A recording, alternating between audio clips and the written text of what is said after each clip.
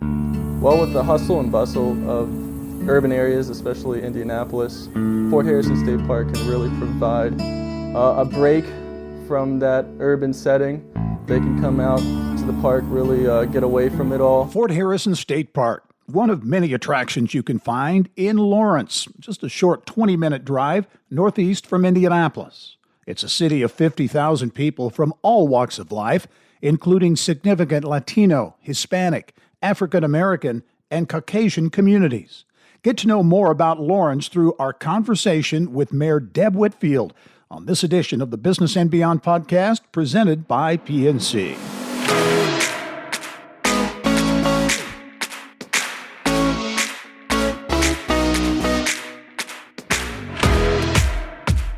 And I'm pleased to be joined on the podcast this week by the mayor of Lawrence, Indiana, Deb Whitfield. And the mayor, really appreciate you taking the time to join us on the podcast.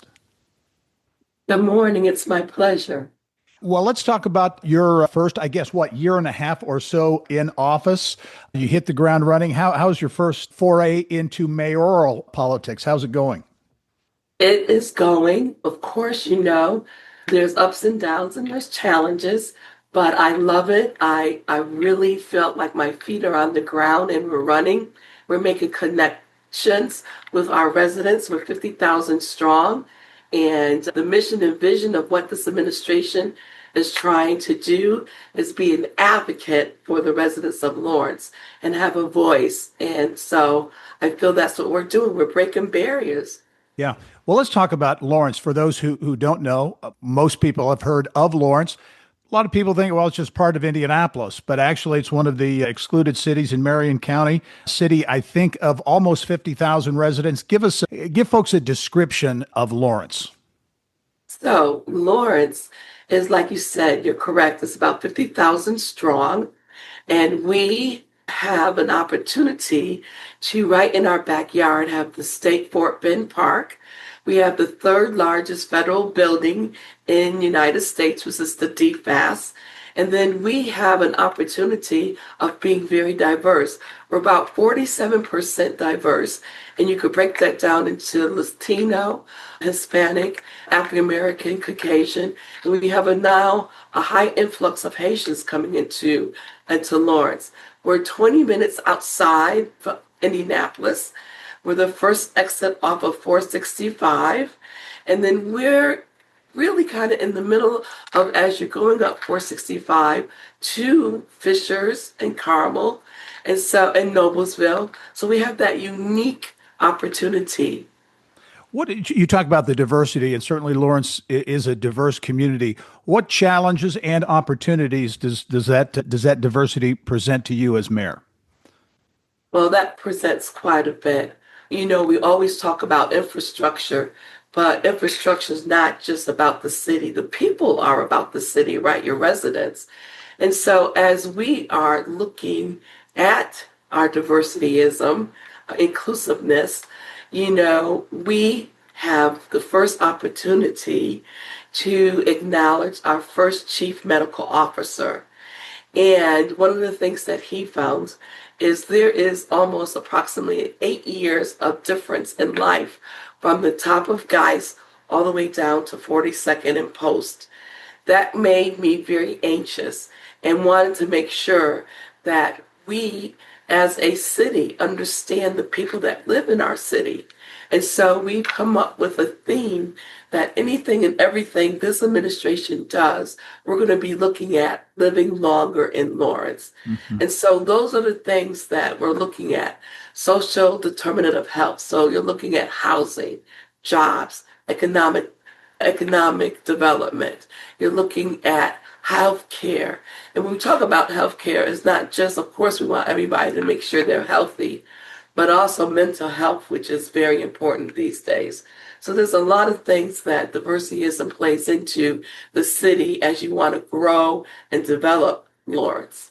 You mentioned Geist and 42nd and Post, two areas that would be very different socioeconomically. From a challenge standpoint, what challenges does that present? I think the challenges are the same. I think the challenges, of course, are the roads, potholes, infrastructure. They want their trash picked up. They want the potholes filled, but also food deserts. I live up in the Oak Landing area, and we used to have a marsh there and then a marsh to Needles. So there's food deserts. So it doesn't matter where you're situated in the vicinity of Lawrence. We've got to be advocates and understand the needs of those areas. We distinctively named 8 distinctive areas of Lawrence. And so that was the first time that we have done that. And those 8 areas, they have a uniqueness in them. And we want to make them to be proud. We want them to be proud of the areas that they live in. Like when you hear Indianapolis speak, you hear Center Township, you hear Broad Ripple, you hear Fountain Square. Well, in Lawrence, we now want you to hear Fort Bend, the Edge, the Geist, Sunnyside, up where we live, Oak Landing. We want those areas to feel that they're very important to the uniqueness of Lawrence. Do you think you're getting traction on it? Because I think that's an interesting concept to really focus on specific areas of the city. You think you're making progress? We are. We're working with the associations and neighborhood hubs in those areas and asking them to join. When I go to different events in the city, it's so important that people acknowledge where they live. And they're saying they're so excited now, even understanding the original part of Lawrence, which is Lansville, and how important that is and the history that has. So it's the pride that I live, work, and play in Lawrence that we want our residents to feel.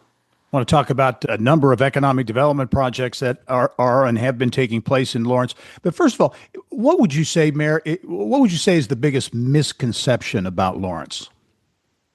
Wow, that is a great question. I think because of Unigov and excluded city, I think people think they still live in Indianapolis, or the Lawrence Township folks thinks they live in Lawrence. And so the uniqueness of trying to be distinct about Lawrence and bring pride to Lawrence is a challenge, but it's a great access to have. It is something that I feel very proud that we could speak about. Talk about the changing landscape literally in Lawrence over the last couple of decades. Among them, and you mentioned it, Fort Benjamin Harrison, and what that has transformed into. Obviously, you have a state park, which I think is probably one of the most undiscovered maybe gyms around the state, world-class golf course, a lot of development, new library, all kinds of development in and around what was Fort Benjamin Harrison. What kind of asset do you view as Fort Ben? Well, I just want to acknowledge everything that you said, Gary. I think having the library is very important. We have on the corner of 56th and Otis, Foamcraft is going to be, they've broken ground. That's going to be a very great opportunity with retail space. We know that also on the Benjamin with 200 luxury apartments with about 25 square feet of retail sales on the bottom of that. That's going to be our signature part of building. We don't have a downtown, right? So we want to build a center of Lawrence with a lot of activity. Then you have the golf course, then you have the Fort Bend Park. But also, let's not forget, Heartland Film Company headquarters is in our culture campus, and the theater, Arts for Lawrence, is there. And then we have our Civic Plaza. One thing we're doing this year, we're going to be putting activity things out in our Civic Plaza so that people around that area, anyone that come, can play chess, checkers, cornhole, connect. We're having big games put out there. It's part of a park. And we want people to understand that they can come and enjoy the amenities that we have in Lawrence. I know a new addition as we speak about to be christened, and that's the new Indiana Golf Association headquarters, moving, Yes. I think, from Franklin to Fort Bend, and the golf course going to be a really cool facility, I know, for Indiana Golf. And again, kind of makes a statement about Lawrence and Fort Bend in terms of locating that facility there. Yes.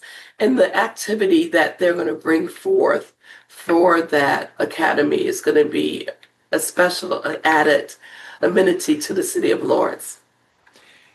As you look at challenges, certainly for many years, Pendleton Pike has been a challenge for many previous administrations and others. There have certainly been efforts, some successes in terms of making improvements along Pendleton Pike. How do you view Pendleton Pike as it stands now? So, one of the things that I talk about in this administration is transparency, open communication, and honesty. And it's going to take some work for us to understand Pendleton Pike.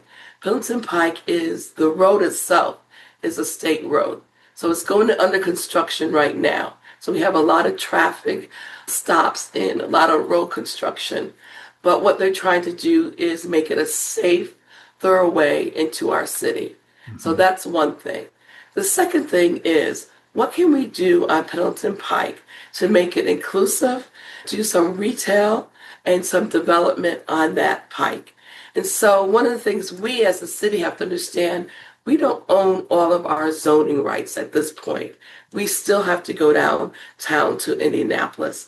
So we are right now in the midst of speaking with Indianapolis and building a relationship with them so that we can see what can be possible, so that as we're going through an economic challenge and development, what does that look like for the city of Lawrence? As you look at opportunities from an economic development standpoint, we talked about Fort Harrison and that growing area and the development going on there. As you go out and you have your folks go out and sell the city of Lawrence to prospective businesses, is there a pitch? Is there a certain kind of business or organization you're looking at to locate in Lawrence?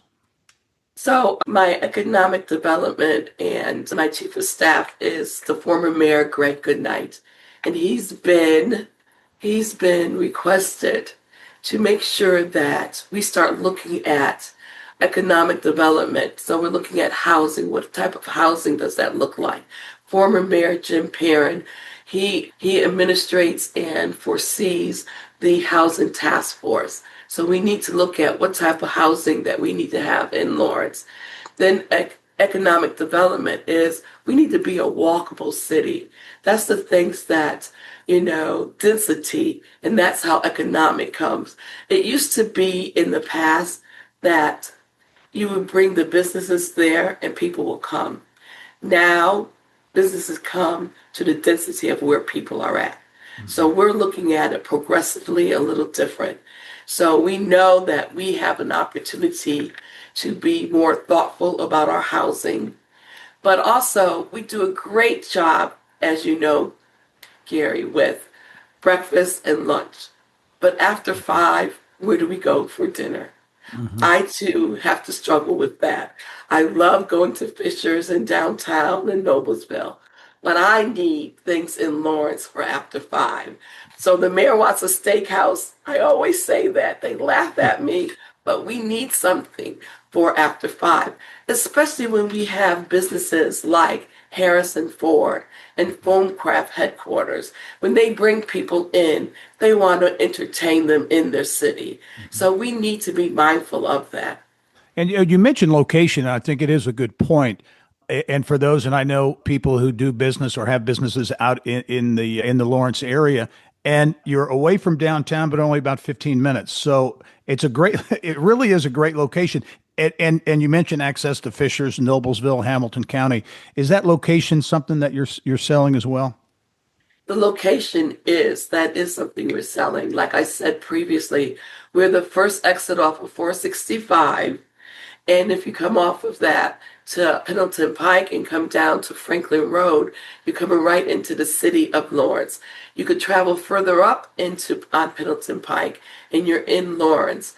Also, understanding that we are trying to make sure that off of the next exit off of 56th Street, you're coming into Lawrence and we have our Lawrence Central High School. Let's not forget Lawrence Township School System is like the 5th largest school system in the state of Indiana.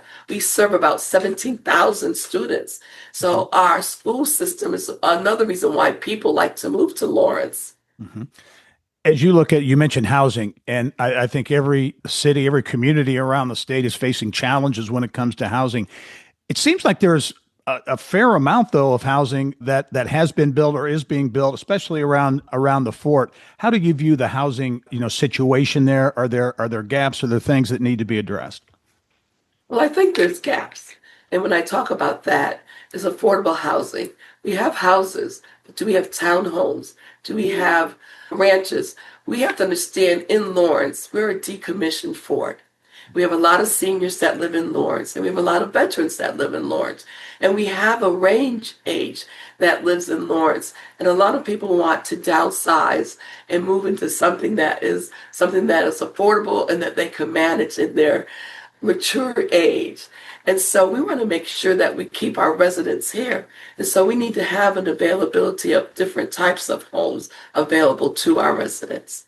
Before we go to the break, I want to mention, you mentioned the Finance Center, or I guess technically a Defense Finance and Accounting Center. Was that it? Or something close to that. Yeah. Close to that, yes. Well, the Bean Center. Yeah, that's still there. I've been around long enough. I covered the whole process that went back and forth when there was a threat of that closing. But the Finance Center is still there. It's a major building. Give folks an idea who know it, who see it, how many folks are there, and how substantial an employer it is in Lawrence.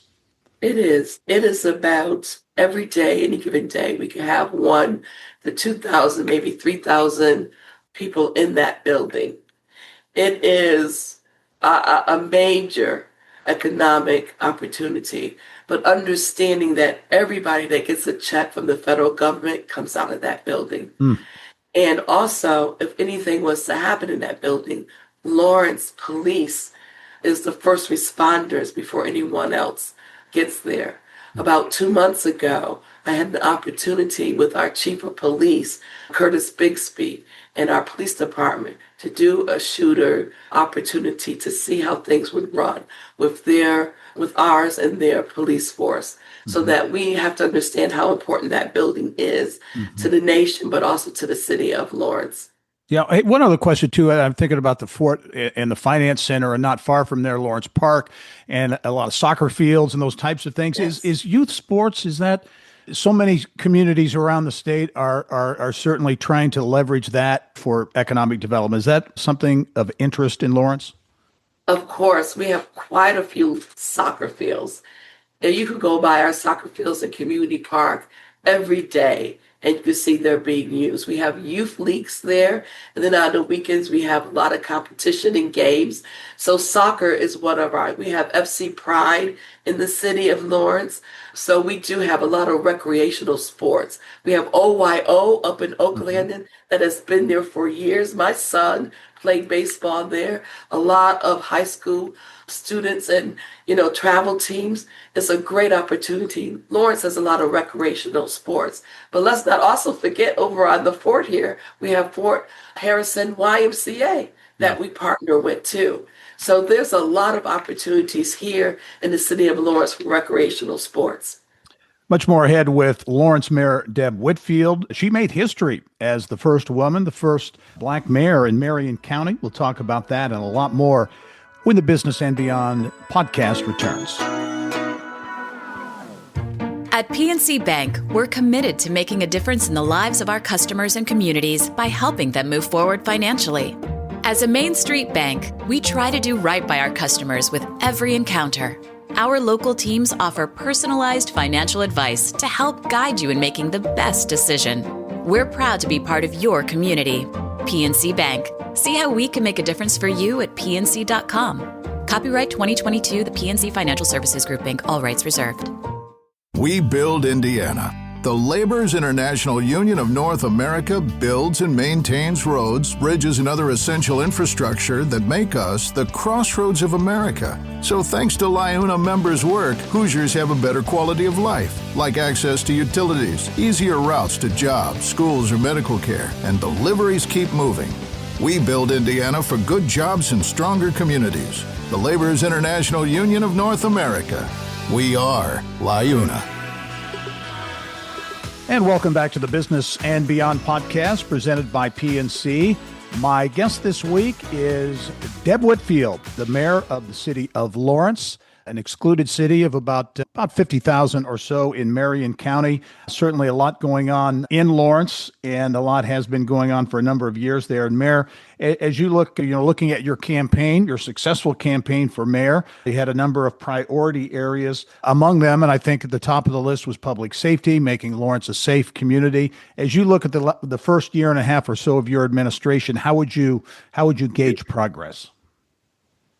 One of the things that I have asked our chief of police, Curtis Bixby, is what is the number that we need of officers on staff?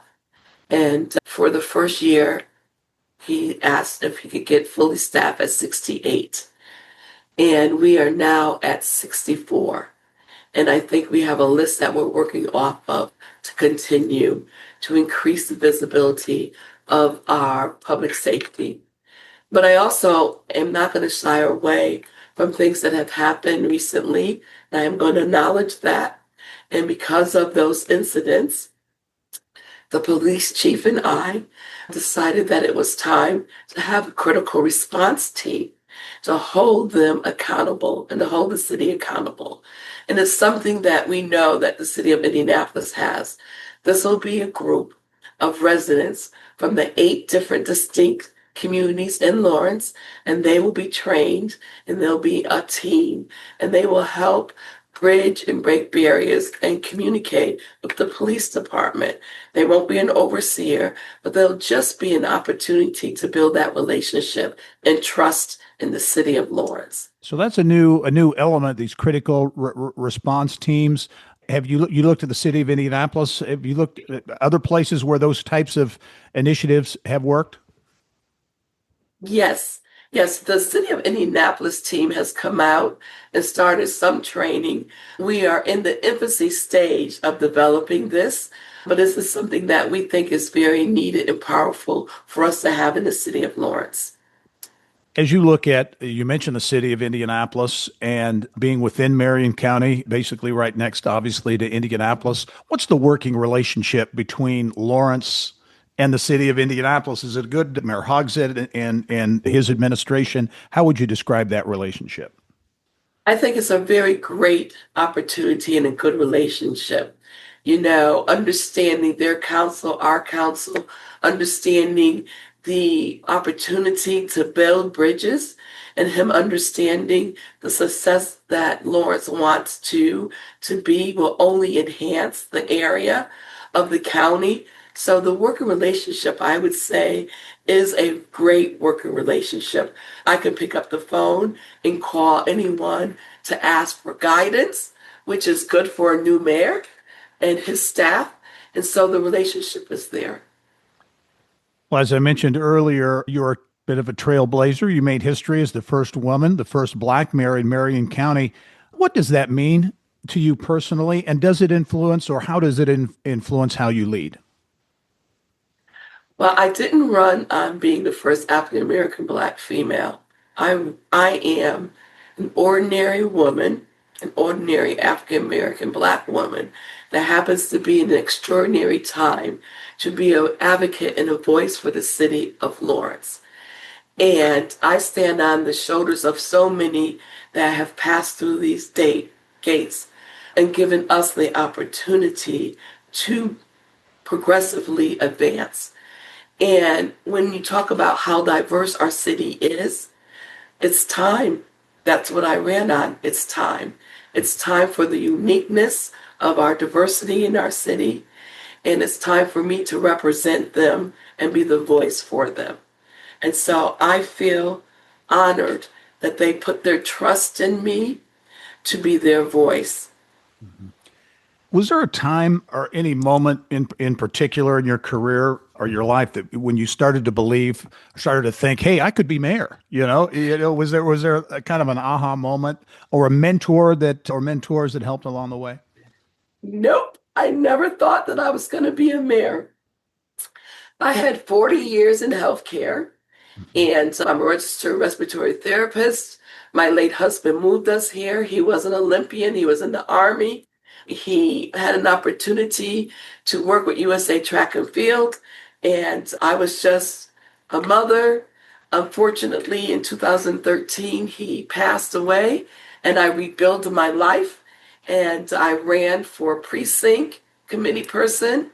I ran for council, and the bug bit me. And they said, "You make a good mayor because you could break some barriers here." And so I said, "Why not? Why not try it?" And Yeah. so here I am. You moved here, and you mentioned, and your husband moved you here, an Olympian. Tell me a little bit about your husband. Moved here for USA Track and Field. Yes, he was a coach. He had tried out for the Olympics himself a couple of times. I think he made the team in 1980, and that's the team that we decided not to go. But he always loved what he did, so he continued to travel and run, and then went into the coaching. He was a coach at Yale when I met him, and USA Track and Field asked him to come work, and so he came out here, and he just continued to be into track and field. He knew Edwin Moses and Jackie Jordan Kersey and Flo Jo, all of them, Bob Kersey. When he expired, they all wrapped their arms around me to let me know how important his life that he had done to track and field was. So, yes. What did you think when you found out you were moving to Indianapolis? Did you know much about Indianapolis? Only the song from Michael Jackson. Going back to Indiana, yeah. I like it. Yes. I like it. That's great. You mentioned your background in healthcare. Yes. For several decades, and I think prior to being elected mayor, you were director of diversity, equity, and inclusion at Community Health Network. Your thoughts now as we see DEI programs at various levels, whether it's in the academic area or some other instances, kind of being dismantled. Your thoughts? Well, if it was being dismantled, if it's being inclusive into the work that we're doing, I can understand that. It should never have to be separate. As we look at policies, as I spoke before, as we look at things that we're trying to do, it should be inclusive in everything that someone is doing.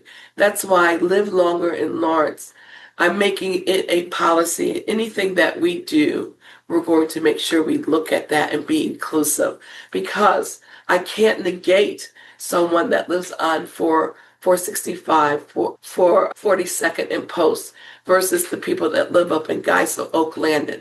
They're all part of the 50,000 that makes Lawrence strong. So I want people to understand that I hear you. That's why I'm just an ordinary person trying to break these barriers and unite us, because Lawrence is an exceptional place to live, to work, and play. It's a hidden gem, and people, I want to be their advocate for that.